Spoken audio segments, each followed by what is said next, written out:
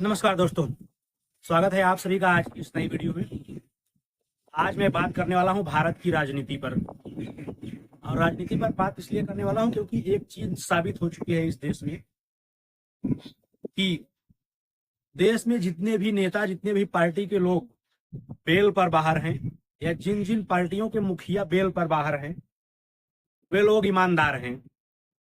और जो लोग सत्ता में हैं, 140 करोड़ लोगों का प्रतिनिधित्व कर रहे हैं, वोट पाकर शीर्ष पर बैठे हैं, वो लोग चोर हैं।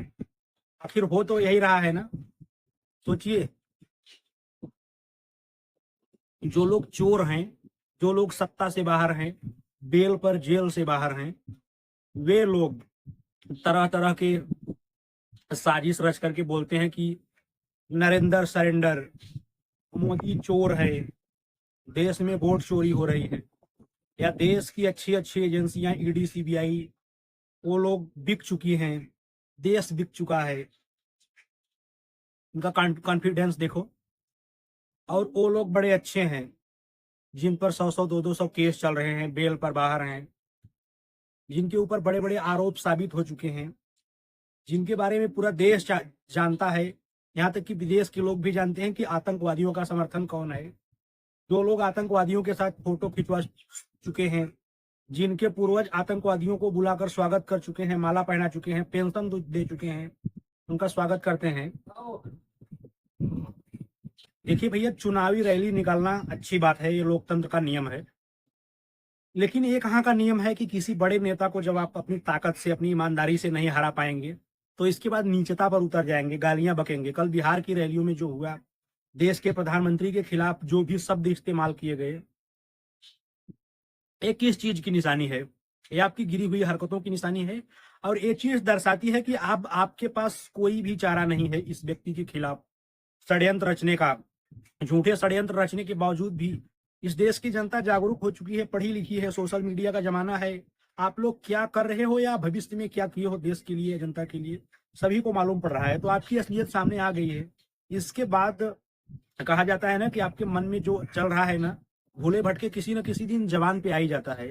तब आपके अंदर देश के नेताओं के खिलाफ, देश की जनता के खिलाफ जो नफरत भरी हुई है, भले ही आप सत्ता पाने के लिए जनता के सामने कुछ अच्छे अच्छे जुमले, कुछ मीठी मीठी बातें रख रहे हैं, लेकिन आपके मन में क्या है, आपके अंदर क्या है ना, वो धीरे धीरे जबान पर आई जा रहा है।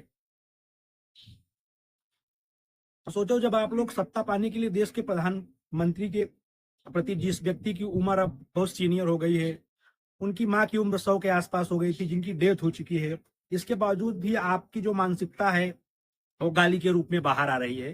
तो सोचिए आप देश के कितने महान नेता हैं। और देश की जो पब्लिक है, जो जनता है, खासकर बिहार की जनता को तो मैं ये बताना चाहता हूं कि आप कम से कम इस हिसाब से वोट करिए, ऐसे व्यक्ति को चुनिए जिसकी मानसिकता इतनी गंदी तो नहीं हो। बताओ, जो व्यक्ति छपरियों की तरह, दरिद्रों की तरह, एक गाली गलौज वाला आदमी जो रहता है, जिसका नेचर सही नहीं रहता, उसको आपके गांव में क्या कहते हैं आप समझ लीजिए। तो उस हिसाब के आदमी को आप अपना प्रतिनिधि कैसे चुन सकते हैं? वो आपकी देखरेख क्या करेगा जिसके अंदर इतनी गंदी मानसिकता भरी हुई है, गालियां बकी जा रही हैं, इतने झूठे उल्टे सीधे षड्यंत्र रचे जा रहे हैं। कभी वोट चोरी हो रही है, कभी ईडी सीबीआई खरीद ली गई है, कभी ईवीएम हैक हो रही है। लेकिन जहां पर चुनाव ना वो लोग जीत रहे हैं, वहां पर ईवीएम सही है। ये सब देश की जनता की गलती है, जो थोड़ा बहुत इनको चांस दिया जा रहा है। ऐसे लोगों को निकाल फेंको। इसके बाद कम से कम इनको ऐसा रास्ता दिखाओ कि इसके बाद जो भी देश में युवा नेता के रूप में या देश का प्रतिनिधित्व करने के लिए जो भी व्यक्ति खड़ा हो, कम से कम उसकी विचारधारा इस तरह की तो ना हो, इतनी गंदी ना हो। ऐसे व्यक्ति को मौका दो। ऐसे लोगों को एकदम से जमीनी स्तर से निस्तो नाबूद करने की जरूरत है। बाकी इन लोगों के चरित्र के बारे में ज्यादा कुछ नहीं कहना। कम से कम इनका जो रियल है, जो इनके जबान से जो चरित्र दिखाई दे रहा है, उनके बारे में सोचो समझो, और इनको इनके कर्मों की सजा दो कम से कम। और समझो कि हमें अपना कैसा प्रतिनिधि चुनना है, जो गाली गलौज वाला हो, गंदी मानसिकता वाला हो, या कम से कम अपनी अच्छी छवि तो सुधार के रखे। और जाते जाते मैं लास्ट में यही कहना चाहता हूं कि मैं ऐसे लोगों की, ऐसे शब्दों की, ऐसी चीजों की घोर निंदा करता हूं। ऐसे लोगों को देश का प्रतिनिधि क्या, देश का नागरिक भी नहीं होना चाहिए।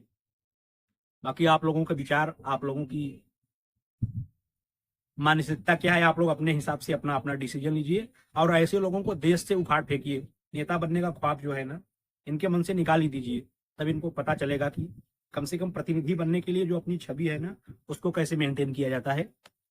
बाकी आप लोग खुद ही समझदार हैं। बाय बाय, टेक केयर, धन्यवाद।